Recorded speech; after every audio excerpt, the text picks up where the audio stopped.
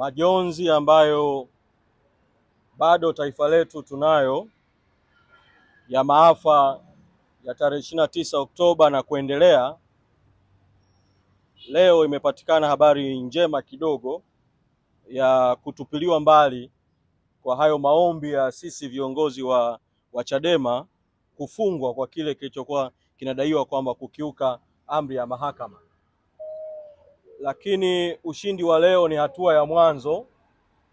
Kesi hii toka tarehe 10 mwezi Juni mwaka 2025 imezuia shughuli zote za Chadema nchi nzima kwa tafsiri potofu ambayo ilitolewa baadaye, ziada ya zuio ambalo lilikuwa ni kwa katibu mkuu na bodi ya wadhamini peke yake. Kwa nitumie fursa hii vile vile kusisitiza mwito wetu, kwa kuwa kesi hii ilifunguliwa na mamluki watatu, wakati huo ikiwa inafunguliwa ni kwa malengo ya kukwamisha mapambano ambayo Chadema ilikuwa inaongoza wa Tanzania ya no reforms no election, kwamba bila mabadiliko hakuna uchaguzi. Ni vyema sasa waliowatuma mamluki hao watatu wakatumia mchakato huo uliotumika kuingiza hii kesi mahakamani, kuhakikisha kwamba maombi yale ya msingi yanaondolewa mahakamani ili chama cha Chadema kipate haki zake na kipate uhuru wake, ikiwemo uhuru wa vikao vya chama vya kikatiba, ikiwemo kamati kuu ya chama kukaa kwa uhuru na uwazi, kutathmini madhila, madhara na maafa makubwa ambayo yameikumba taifa letu tarehe 29 mwezi Oktoba na siku zilizofuatia baada ya tarehe 29 mwezi Oktoba. Nazungumza na nyinyi leo tarehe 28, ikiwa kesho tarehe 29 ni kumbukumbu ya siku 31, mwezi mmoja kamili toka maafa haya kutokea. Na kwa kweli maafa haya yametokea si kwa kile kinachoelezwa na serikali haramu na dhalimu kwamba ni matokeo ya kinachoitwa vita ya kiuchumi au hujuma ya kiuchumi kama ambavyo imedaiwa. Ukweli ni kwamba maafa haya ni matokeo ya kiburi cha watawala dhalimu toka mwaka 2019 kupora uchaguzi, 2020 kupora uchaguzi, 2024 kupora uchaguzi, 2025 kupora uchaguzi, kwa kiwango ambacho Tanzania sasa haina chaguzi tena za haki. Lakini si tu kupora uchaguzi na kuwaondolea wananchi ridhaa ya kupata viongozi wanaowataka, bali pia kutenda matendo mengine haramu ya utekaji, utesaji na tuhuma kubwa ya mauaji yaliyofanyika tarehe 29 mwezi Oktoba na siku zilizofuatia. Sasa serikali imetoa kauli ya wameendelea kukwepa, serikali dhalimu na serikali haramu imeendelea kukwepa kutoa takwimu juu ya kiwango cha mauaji ambayo kilifanyika tarehe 29 na siku zilizofuata.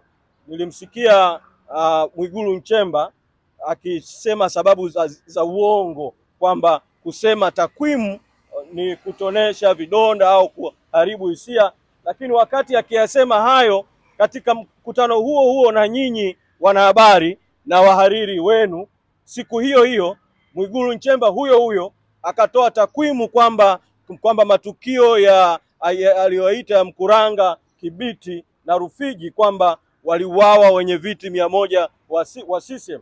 Sasa serikali hii haramu na dhalimu kama inaweza kutoa takwimu, kimsingi wananchi natoa mwito tu mpuuze hiyo kauli ya kwamba eti kutoa takwimu si jambo sahihi, na bado umma wote wa Watanzania tuendelee kuungana kutaka sio tu kutoka kwa takwimu, miili ya watu ambao hawajapata bado siku 30 toka matukio yatokee, hawajapata heshima ya kuzikwa kwa heshima na ndugu zao kuweza kuwasitiri kwa heshima, miili hiyo ikapatikana. Serikali dhalimu na haramu, umma uendelee kutaka vile vile kwamba watu wote waliotekwa, watu wote waliopotezwa kuweza kupatikana, walio hai wapatikane wakiwa hai, waliouawa basi miili yao iweze kupatikana ili ndugu zao waweze kuwapa heshima inayostahili.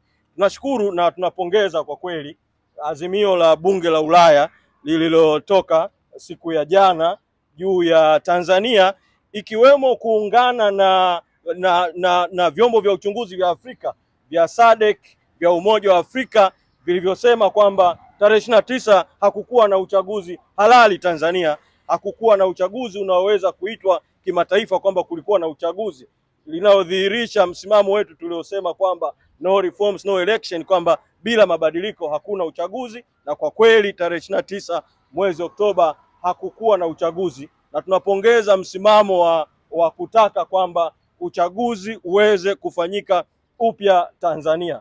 Lakini tunatoa mwito tena kwa jamii ya kimataifa, dunia na vyombo vya kimataifa vya ndani ya kikanda vya Afrika na hata Umoja wa Mataifa na vyombo vingine, wasikubaliane kabisa, wasikubaliane na kauli iliyotolewa na serikali haramu na dhalimu kwamba imeundwa tume inayoitwa ya kuchunguza, na kwamba wamesema mwezi mmoja wa uchunguzi, na kwamba vyombo vya kimataifa kama vitakuja basi vije baada ya hapo na vitapewa ushirikiano na hicho chombo kinachoitwa tume huru, ambayo ni tume ya kiserikali ambayo kwa kweli imeundwa kwa lengo la kuchelewesha muda, na ndio maana wamesema kabisa watu wasubiri miezi mitatu. Wameunda kwa lengo la kupunguza msukumo wa umma na msukumo wa jamii ya kimataifa, na limeundwa kwa lengo la kuficha ukweli juu ya yaliyotokea tarehe 29 mwezi Oktoba na siku zilizofuatia. Kwa tunasisitiza kutoa mwito kwa jumuiya ya kimataifa kuungana na Watanzania kuhakikisha kwamba kinakuja chombo huru cha uchunguzi cha kimataifa kikihusisha vile vile watu huru wa ndani, ili ukweli ujulikane. Hakutakuwa na haki kama kwanza hakutakuwa na ukweli. Kwa hatua ya kwanza ni kujua ukweli wa yote yaliyotokea, na huo ukweli usisubiri hiyo miezi mitatu. Vyombo vya kimataifa vije sasa Tanzania. Mwezi mmoja ni mwezi mrefu tayari. Mwezi huu mmoja umedhihirisha kwamba serikali hii dhalimu na haramu haina dhamira ya kuchukua hatua zozote za kuwajibishana, hatua zozote za uwajibikaji, hatua zozote za ukweli. Vyombo vya kimataifa vije Tanzania kuweza kusaidia hali ya mambo ambayo bado ni tete na bado ni tata katika nchi yetu. Tumesikia vile vile Mwigulu akitoa taarifa ya uongo kwamba hakukuwa na matatizo kuhusiana na reforms za kiuchaguzi, na amedai kwamba reformu zilifanyika kuwezesha uchaguzi wa haki, na kwamba masuala yanayohusu mabadiliko ya katiba au marekebisho ya katiba kuwezesha uchaguzi wa haki yaliletwa miezi mitatu kabla ya uchaguzi. Haya ni maelezo ya uongo kabisa kutoka kwa Mwigulu. Ni maelezo ambayo yanataka kupoza hasira za wananchi kutokana na uharibifu mkubwa uliosababishwa na kutofanyika kwa reforms za kuwezesha uchaguzi huru na haki kabla ya uchaguzi. Safari ya kutaka reforms kuwezesha uchaguzi huru na haki imekuwa ya miaka mingi, lakini katika miaka ya karibuni, mwaka 2021 tulianza safari baada ya uporaji mkubwa wa 2019 na 2020 wa kutaka reforms. Tulipotaka madai ya katiba mpya zikaitwa chokochoko za katiba. Aliyokuwa mwenyekiti wetu wakati huo akawekwa ndani kwa kesi ya ugaidi. Alipotoka tuliingia kwenye mazungumzo kuanzia mwezi Mei mwaka 2022, na mazungumzo ya kwanza kabisa tulikutana na alikuwa rais wakati huo, Rais Samia, mwezi Mei mwaka 2022 Ikulu Chamwino Dodoma. Yale yote yanayohusu marekebisho ya katiba na mabadiliko ya katiba kuwezesha uchaguzi huru na haki tulimweleza ana kwa ana, tukazungumza naye na akasema sasa ziundwe timu za watu watano za mazungumzo ili sasa kuweza kufanya hayo marekebisho na mabadiliko. Kwa mwaka mzima tukazungumza, kwa mwaka mzima tukabaini kwamba CCM na serikali na Rais Samia hawakuwa na dhamira ya kugusa reforms za aina yoyote za kuwezesha uchaguzi huru na haki kwa kugusa katiba. Mazungumzo yakavurugika, yakakwama mwezi Mei mwaka 2023, ikiwa ni miaka miwili kabla ya uchaguzi wa mwaka 2025 na mwaka mmoja kabla ya uchaguzi wa mwaka 2024. Kwa mimi rai yangu kwa umma, msikubali uongo na propaganda zinazosambazwa na serikali haramu na serikali dhalimu. Umma uendelee kudai madai ya msingi ya wananchi ambayo tumekuwa tukisimamia wakati wote. Kwa nitaka tu niseme haya machache na kuwasihi vijana wa Tanzania, kuwaomba vijana wa Tanzania wasiingizwe kabisa kwenye mtego wa propaganda, kwenye mtego wa uongo, kwenye mtego wa kuhamisha mjadala. Vijana wa Tanzania waendelee kuwa mstari wa mbele kudai haki mpaka haki itakapopatikana. Asante.